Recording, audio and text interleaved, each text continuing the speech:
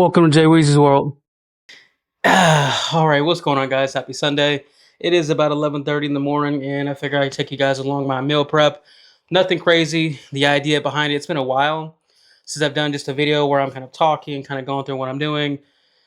Done shorts where I'm cooking, done my juicing, my grocery hauls, what have you, but have a little bit of extra time today, so I figure I just pull out the camera and take you guys along my process. Nothing crazy, but the idea is hopefully you guys would have some takeaways on anything you can maybe take away from the process. Also, go in the comment section if there's any thoughts on what I can do to improve my process. But for the last few weeks, or what you're going to see on camera, is my protein and my carbohydrate over the next few days. What I'll typically do is meal prep for about 3 to 4 days because I feel like the food starts to taste like the refrigerator after a few days. So meal prep, kind of re-meal prep midweek, and continue from that point. But with that said, over the last few weeks, I've done the ground chicken, 93.7, ground beef, chicken breast, and just kind of switching it or keeping it pretty much the same. And what I'm going to do is switch it up this week where I'm going to do some ground beef, but I'm also going to go ahead and do a pot roast in the crock pot. Just to keep things simple, I'm going to prep it, get everything, prep the veggies for the roast, and then pop it inside the crock pot, let that sit, chill for the rest of the day, and do my ground beef. And what I'm going to do, last 3 weeks, I've been doing potatoes to go along with it. This week, I'm going to go ahead and keep it simple and do some jasmine rice. Haven't had rice in I don't know how many weeks, so figure I'll go ahead and do that and kind of just take you guys along my process. And again, if you have any commentary around that, let me know as far as feedback goes.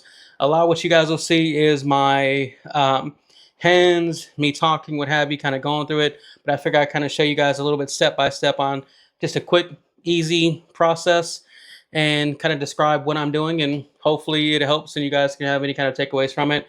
But again, any feedback you guys have for me, leave it in the comment section. But first thing I'm going to go ahead and do is get my veggies prepped for the roast, just so I can get the roast done and out the way before I move on to the ground beef and the rice. I'll see you guys here in a second. All right, so first of all, let me go ahead and address it right away. The cutting board needs to get a new one. But the reason why it's a little discolored, I work a lot with turmeric. So when I'm doing my juicing or even when I'm cooking, I'll use fresh turmeric root. And so if anybody's ever worked with turmeric, it's going to stain pretty much everything. So, and honestly, I've been procrastinating on it. But really what I'm going to do is show you guys here how I personally cut my bell pepper. What I'll do is I'll cut the top and then I'll cut the bottom and show you how I kind of slice it from there. But I am a big bell pepper person, whether it's frozen, fresh, doesn't really matter. Well, I prefer it fresh, let me say that. But man, I love the way that the bell pepper will smell after the fact. What I'm going to do is kind of slice right here and then just slice around the sides to get rid of that large piece of bark. Let me cut it away from my hands, not be a fool, be safe, and then kind of have a perfect piece there.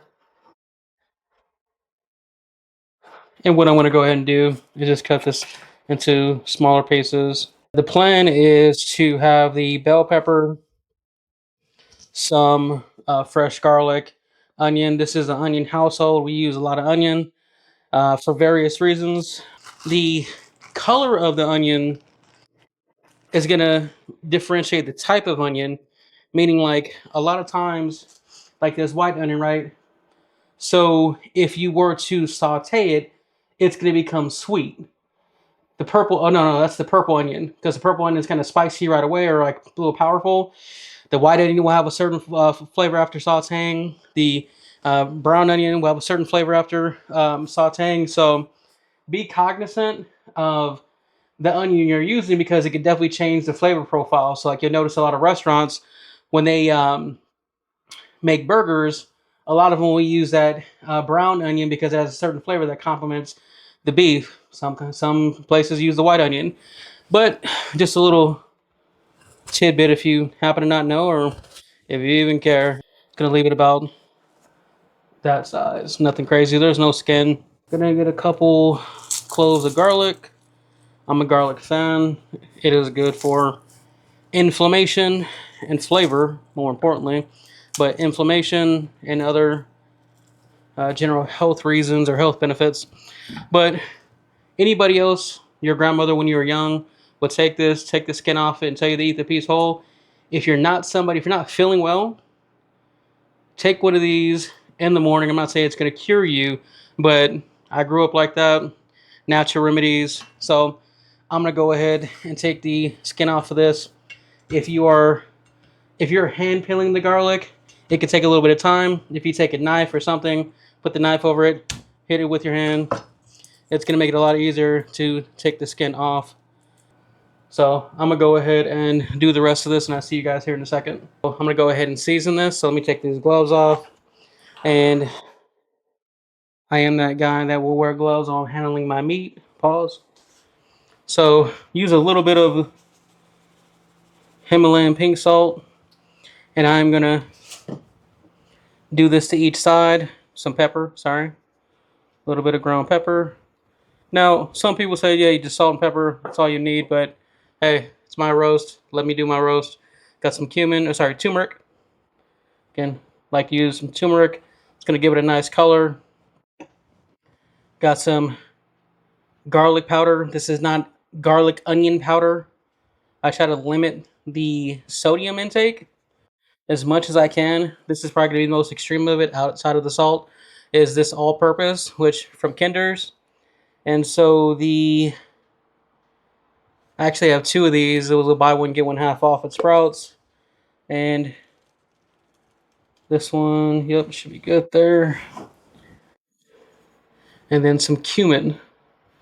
And with cumin, a little bit goes a long way, so you don't need to use too much. I know maybe it looks like I'm pouring a lot, but it's kind of thick, so it's not coming out the quickest. And what I'm going to go ahead and do is let me grab another glove. Hopefully you guys don't mind the off-camera action. Just want to highlight the beef. Anyways, want to go ahead and kind of want to press that into there, get into the crevices a little bit, and then I'm going to go ahead and flip it.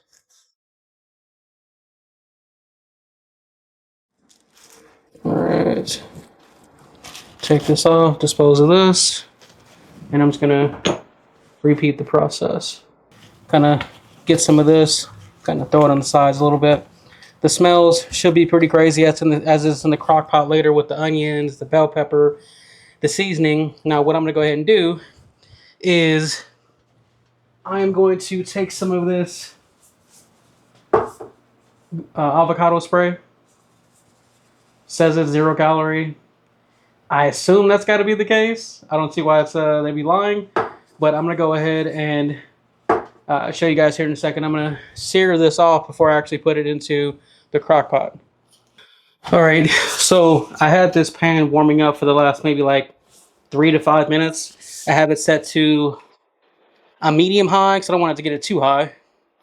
And then I'm going to go ahead and spray this. Now you might ask, like, can't you just put the beef inside the crock pot? Yes, I can.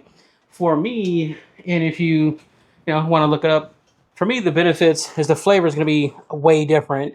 It's the same with a beef roast or a pork roast. What's going to happen is that the high heat is going to kind of give it more of a meatier, beefier flavor. So the texture is going to be different, and it's going to kind of caramelize a little bit of the fat before you actually throw it in. So when it starts to get soft and everything inside the crock pot, it's going to have just that rendered flavor inside the beef. So if you haven't tried it, I definitely recommend it. And what I'm going to do is I'm going to have this cook for 5 minutes each side, 3 to 5 minutes, because what I'm going to do is I'm going to check the color, and then I'm going to check the crust to see what it looks like. So you want to lay that down. It's going to get nice and hot. All right. I'll show you guys what the crust looks like here in a few minutes. All right, let me go ahead and check on this. All right, it's kind of what I'm looking for right there. We'll flip it over. And because of the heat, I had that on for about 3.5 minutes. And so I'm gonna go ahead and match it on the other side. All right, and then let's check the other side. Boom, exactly what I'm looking for. All right, so now what I'm gonna go ahead and do is pop this bad boy into the crock pot. The first thing I'm gonna go ahead and do is I'm gonna put some beef broth in there. For me, I like to put some beef broth in it to make it a little bit beefier. It's good flavor, not too much because the roast itself is going to. I like to put some in first before I put the roast in, so that way it's kind of at the bottom of it for sure. But the roast itself, of course, is gonna, I don't know, excrete. I don't know if that's the right word, but the roast will have its own juices, of course, that it's going to come out. So you don't want it to be kind of over the top with the beef broth because it's and the its own juices. All right, let me go ahead. Oh, drop that in there, and then I'm just gonna top it off with some beef broth, almost to where like 3/4 of it is submerged. So let me go ahead. I'm gonna cover this up, and what I'm gonna do is I'm gonna turn it on, and I'm just gonna put it on low, and I'm gonna have this in here for the next 8 hours, and I'll show you guys the final product later. I'm gonna go ahead and move on to the ground beef. Let me go ahead, cover this up. I'll see you guys in a bit. All right, so let's go ahead and get this ground beef going. I'm not gonna show you guys everything as far as the ground beef goes because it's ground beef, right? I think it's pretty straightforward, easy. All the seasons you guys see me use for the pot roast I'm going to use, but I wanted to show you guys this because you have this natural fat that's now on here from the roast that I'm actually going to use instead of putting down some more spray because I think it's called Fond. So if you pour just a little bit of water on this, all of that flavor from the roast, and you can kind of get it going, and it might look crazy, but it tastes freaking delicious. All right, there we go.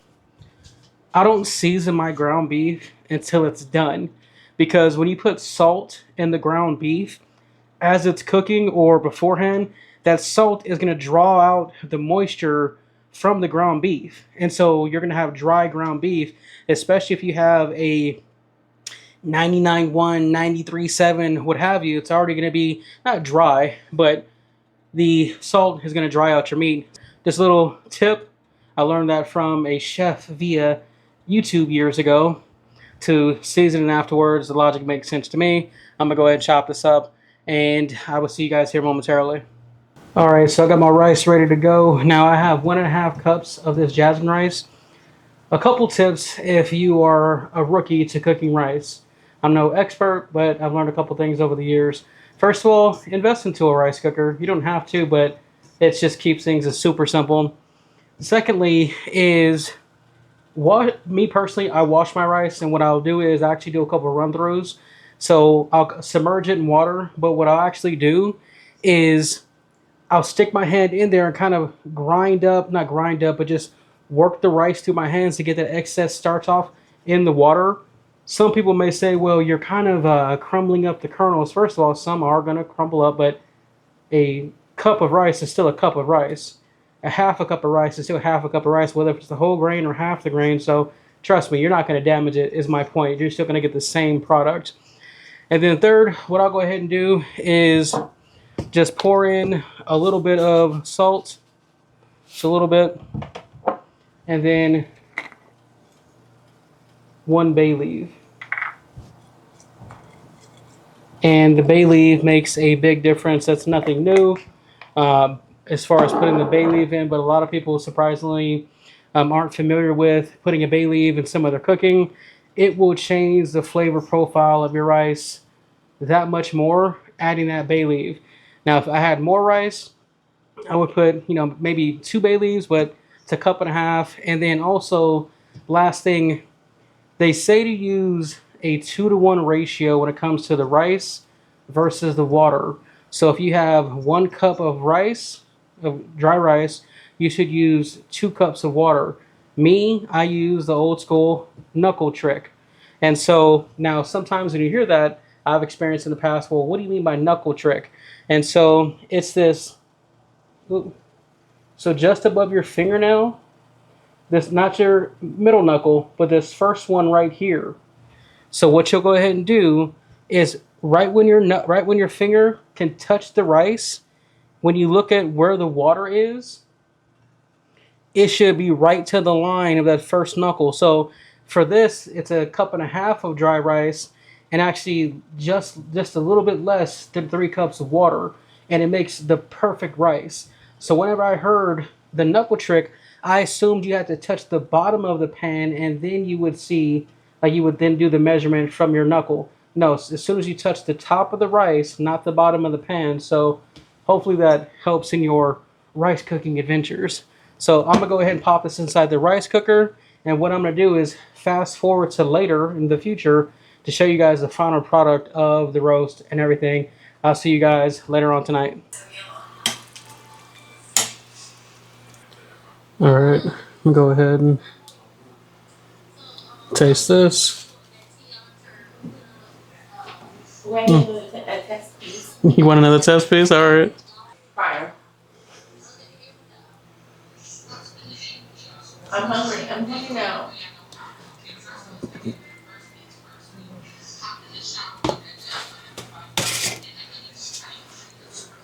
All right, let me go ahead and get my own little taste test.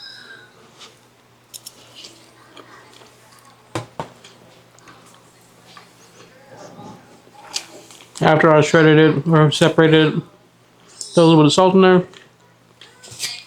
Good. So that's it. Back up here a little bit. Appreciate you guys checking out the video. Let me know your thoughts about the video down in the comment section below. I'll see you guys in the next one. Peace.